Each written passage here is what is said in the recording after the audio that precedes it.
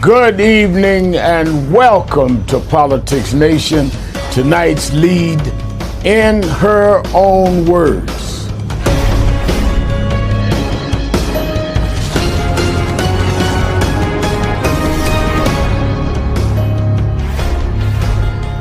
I'm coming to you from Atlanta, Georgia tonight, where just a couple of hours ago I sat down with Vice President Kamala Harris.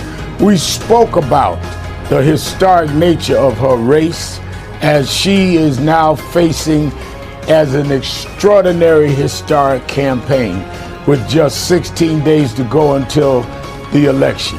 In just 3 months, that election will take place. Vice President Harris. After Fox News interview, you go sit down with this softball fool. You go sit down with this fool. Unbelievable. Anyway, let's get into it, y'all. Hit that like button. Hey, we keep it real. We don't sugarcoat it. We don't beat around the bush. Subscribe to the channel if you also are new here. And it's one love to the human race, man. And this has been one of the worst campaigns, one of the worst tickets we might ever see. Simple as that, man. You know, as an independent, a conservative, and also a person who hated Trump. I was an anti-Trumper, a never-Trumper. You know, I stopped drinking that Kool-Aid, though. And understanding how corrupt it is and how they're playing in front of all of us, man. And they think we the people are stupid. Especially this fool here. Let's check out this softball. Harris has managed to introduce herself to the American people and pull into a dead heat in the polls. Now she's seeking to draw contrast and mobilize her supporters in the final days of the race, including African American voters. Meantime, her opponent, former President Trump, is ending with an increasingly hostile and erratic closing message.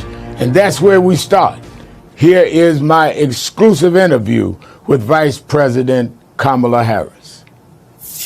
Well, thank you for allowing us on your birthday to sit down and talk. Of course, Rap, it's good to be And with you. I want to get to the Georgia vote and other issues, but let me ask you, as Vice President, and if you hopefully not presented with it, but as President, with Sinwar having been killed, how would you move toward a ceasefire? What do you think the United States should be doing? So first of all, look, it's going to be hard. It's going to be difficult, but we have got to get this war over with. We got to get the hostages out. We need the war to end. In fact, we're sending Tony Blinken, Secretary of State, out next week to go and meet with the parties there. And the death of Sinwar, I believe, has removed an obstacle to that end. And so we've got to work at it, and we've got to work at it through diplomatic means, and that's what we intend to do. But listen, the reality of it is that the difficulty of it all is not new to any administration in recent history.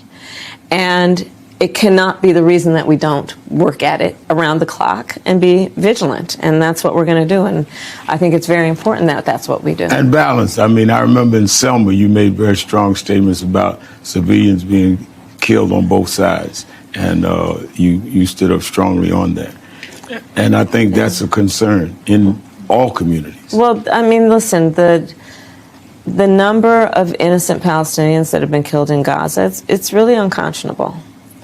And we have to be honest about that. And at the same time, listen, I will always stand in terms of Israel's right to defend itself. And we need this war to end. We're in about a little over 2 weeks to the election. Yes. I have to ask you about your opponent. He used a very ugly term about you last night, using the S word as vice president. And how do you react to this kind of street talk from someone who wants to be president again, that was president? I've known you a long time, and I know you have thick skin, but I'm not asking you as a person, because I know you're used to that. But what does it do, in your opinion, to the standards we're setting for our young people all over the country when we're using this kind of locker room street talk Yeah. about an opponent for president of the United States. So the American people deserve so much better. That's how I come at it. And to your point, the president of the United States must set a standard. Yeah, we deserve better. It's these last 3.5, 4 years have been. The Biden-Harris administration has been failures, liars, frauds. Brother Reverend, somebody tell Brother Reverend it's been terrible. Yeah, and we love the street talk. We love somebody that can keep it real. That's what we need. Somebody that can keep it real. No beating around the bush. No sugarcoating it. Calling it for what it is. Hitler, that's, since he's Hitler, the threat to democracy, our sweet apple pie democracy. Dictator, whatever they want to call him, He keeps it real. And he's exposing you frauds. And I hope he goes in there and if he's elected and just puts his foot down and stomp the ground. Because we know it's corrupt, man.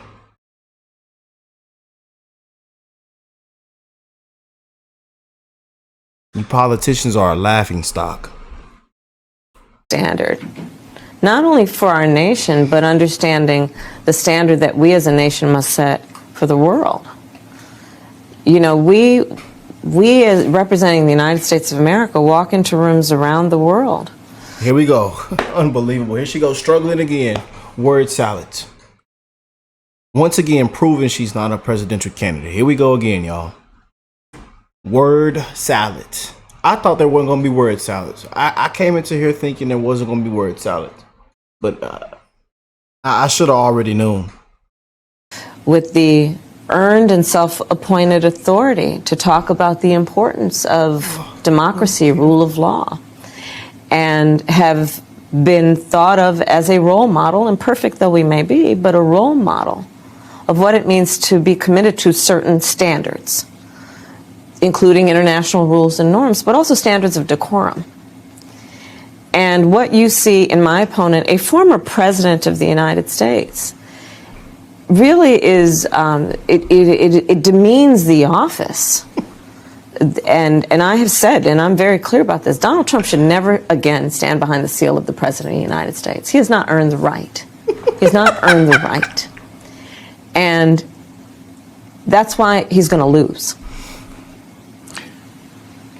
I remember 1972. I was 17, going on 18. I worked as youth director for Shirley Chisholm's campaign for president. Mm-hmm. And I was stunned that some of the backlash she got were from black elected male officials saying they didn't want to support a woman. They went with other candidates. I think it was George McGovern.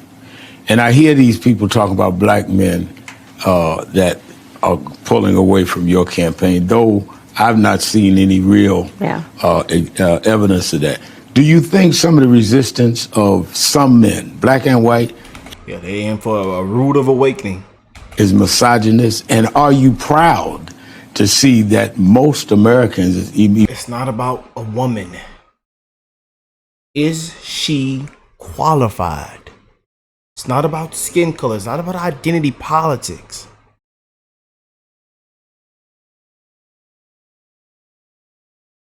Is she qualified?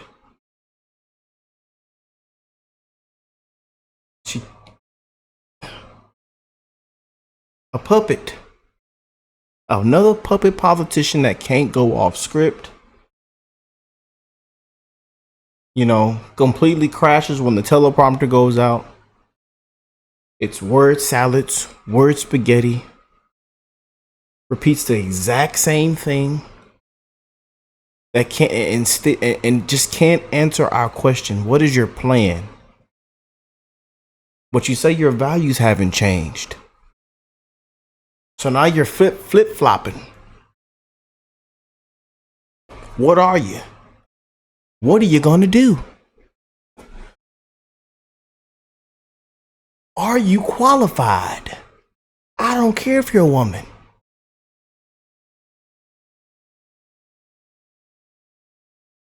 You know, there's a couple women candidates I would love to see as a president. You know, and we just did a video on one today, Tulsi Gabbard.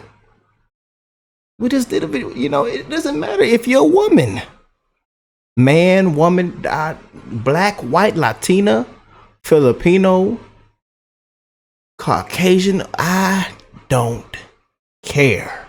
Are you qualified, Reverend? Reverend, is she qualified? And a lot of people think she's not qualified, Reverend. Even being polled, have no problem supporting a woman at all. And I'm one that lived from Shirley to Kamala in terms of these campaigns. And I have an emotional reaction to you raising the point of Shirley Chisholm, because it is on her broad shoulders that I stand, and so many of us stand. And we have come a long way, to your point, and on your specific point about including the fact that I have the support of countless black men who are in elected positions, including I'm just this afternoon and 2 church visits today with the mayor of Atlanta.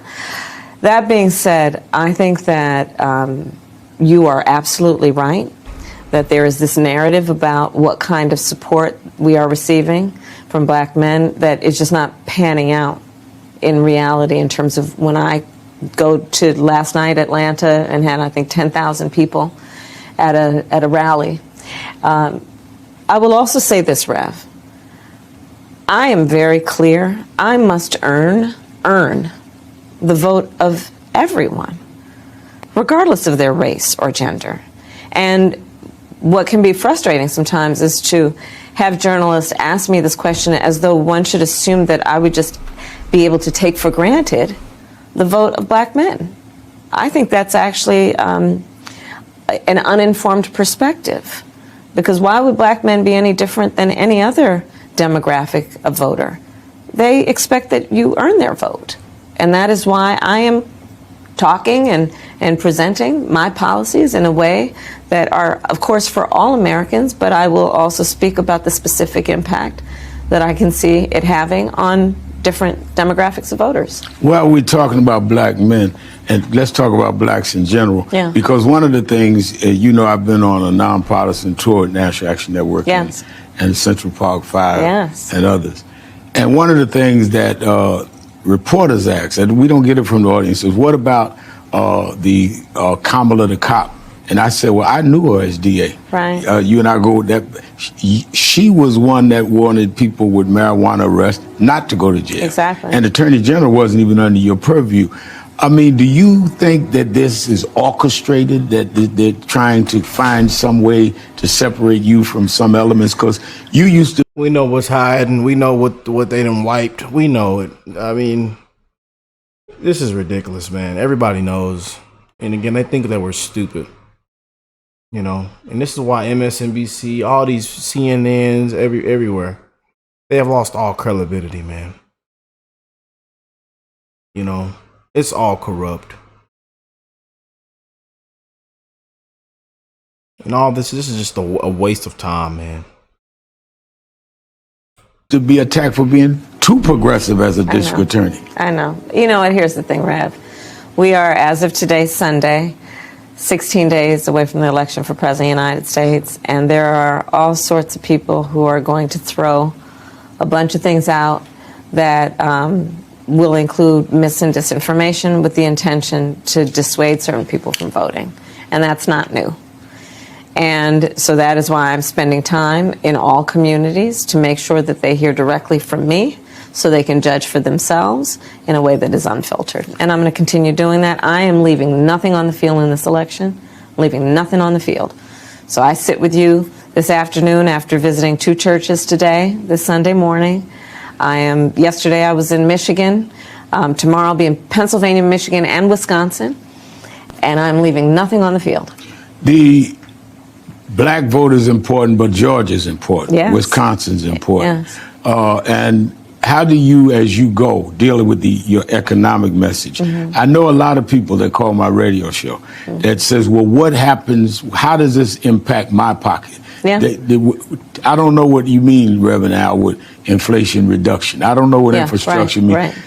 Share with our viewers on what has impacted them and what a President Harris will do that understands what needs to go in their pocket, not the Beltway language. Please don't say nothing about the middle class, y'all. Please don't say dreams and aspirations. You know, to give an opportunity. Please, can we get something different? Please, Kamala. That's all I'm begging you. Can you please answer this question? Not beat around the bush. Not give another word salad. Please, I'm begging. So it's a very legitimate and important question the voters asked that we should respond to on the affirmative without waiting for the question. So for come on now. Example, how will it affect individuals? Part of my plan is to expand the child tax credit to $6,000. And in particular to target young parents in the first year of their child's life to make sure they have the resources to buy a crib or a car seat or clothes, because, you know, we know that the vast majority of our parents have a natural desire to parent their children well, but not always the resources. Especially when you also recognize that we did this, which is expand the child tax credit for less than I'm proposing now, but when we did, we reduced childhood poverty in America by 50%, black childhood poverty reduced by half. Part of my plan is to deal with the home health care of seniors. And I tell a personal story. I often go off script to tell a personal story. When my mother was sick, as it turned out she was dying from cancer, I took care of her. And to take care of an elder relative means to try and cook something they feel like eating or can eat. It means trying to put clothes on them or give them clothes that don't irritate their skin, to help them put on a sweater. It means trying to figure out a way to just bring a smile to their face from time to time, to say something that might make them laugh. It's about dignity. And far too many people who are taking care of elder relatives are struggling, because to do that means often they may have to leave their job, which means they're going to reduce their income, or they have to pay down their savings to qualify for Medicaid. So my plan is to recognize this is about dignity and to say that should not have to happen in order for you to have help to take care of an elder.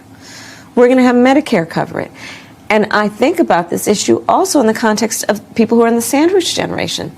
And that's what we call people who are taking care of their young kids and their parents. Wow. And shouldn't have to think about leaving their job or losing all of their savings in order to apply for Medicaid. Why can't we do it now? These are examples. I talk about what I intend to build, which is an opportunity economy, which in large part understands the vast majority of Americans have ambition, aspirations.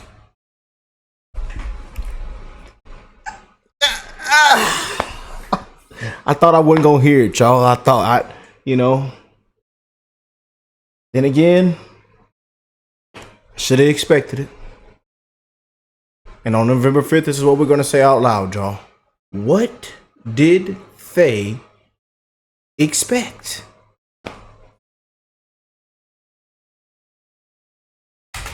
They have an incredible work ethic. They have dreams, but not necessarily access to the resources that allow them the opportunity to achieve their goals. Unlike my opponent, who thinks about the world differently. Let's go to Trump now. Let's get the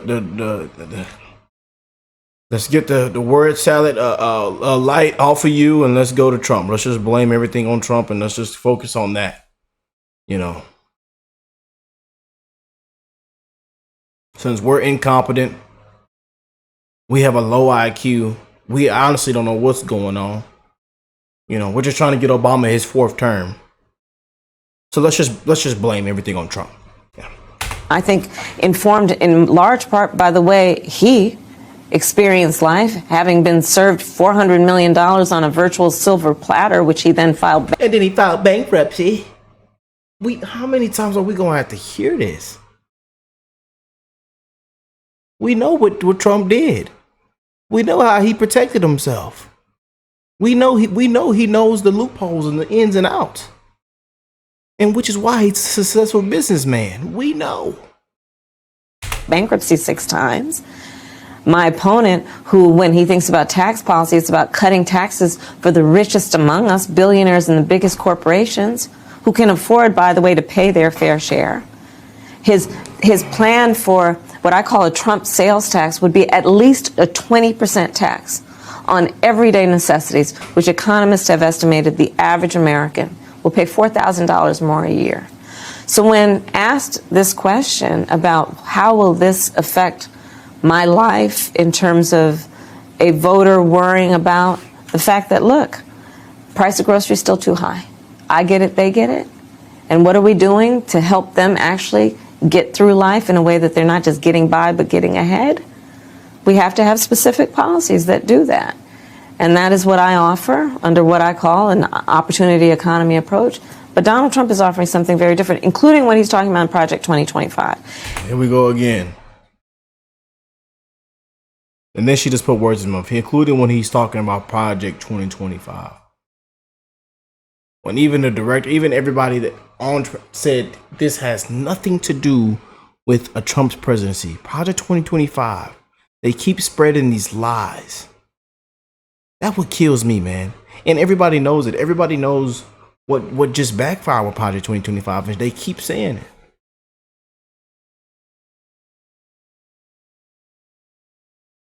And time again, they keep saying it's proven it has nothing to do with a Trump's presidency.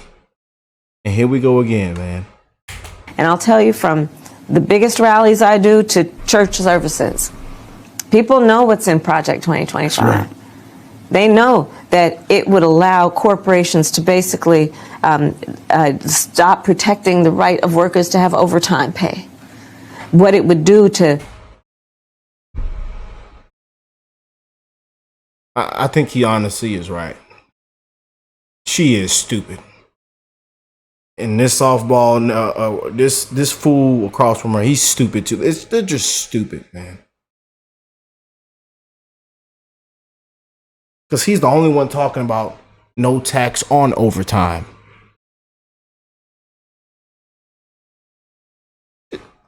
Man, I think I've had enough, y'all. I gotta be real with you. I don't even know if I can finish off these last 2 minutes.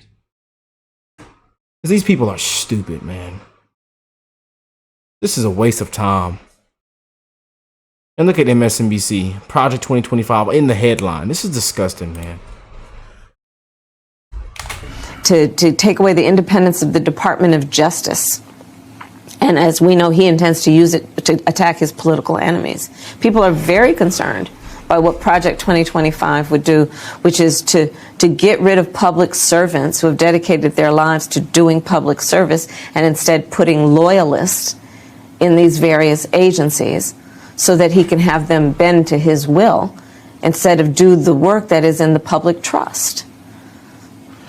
Last question. Yes. I'll go back to where we started with Shirley Chisholm. Mm-hmm. Today's your birthday. Yes. And we all reflect on our birthdays, what our life would mean. You called me on my birthday. Thanks again. Mm-hmm.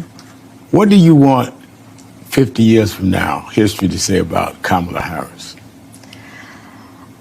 I hope that, and I really do work that my life will have proven to have been a life that is about fighting for the people.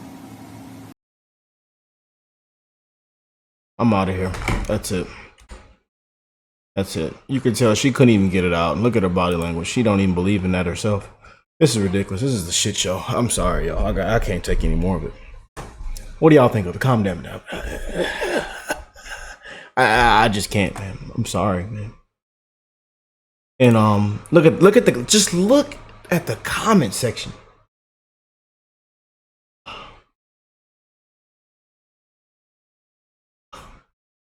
So look, somebody even said that after a real Fox interview, her campaign scheduled a softball interview like this.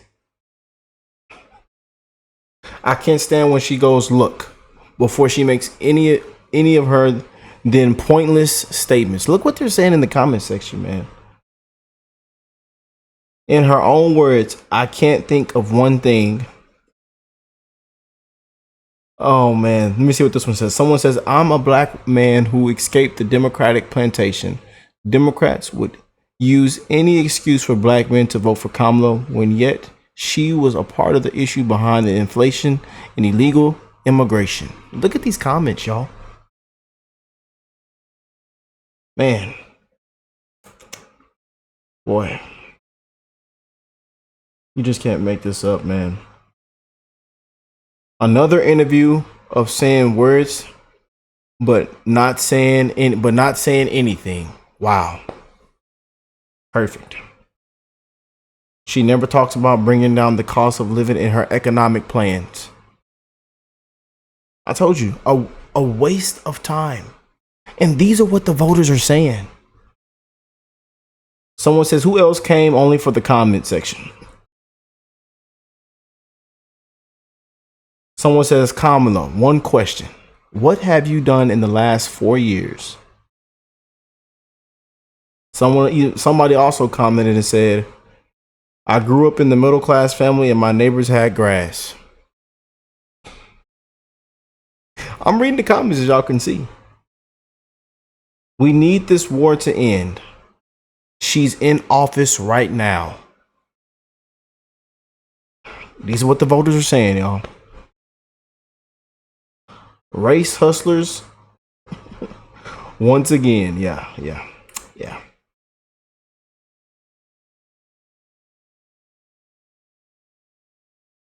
Trump 2024. We're going to end it off with that comment right there. I love y'all, man. Bless you all and your families. I will catch y'all on the next one, man. Peace and love, y'all.